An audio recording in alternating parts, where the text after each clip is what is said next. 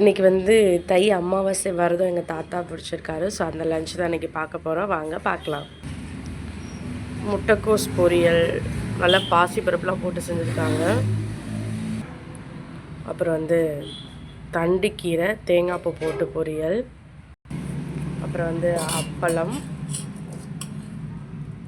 சுடு சுடு சாதம், வெஜிடபிள் போட்டு நல்லா கெட்டியாக வச்ச சாம்பார்,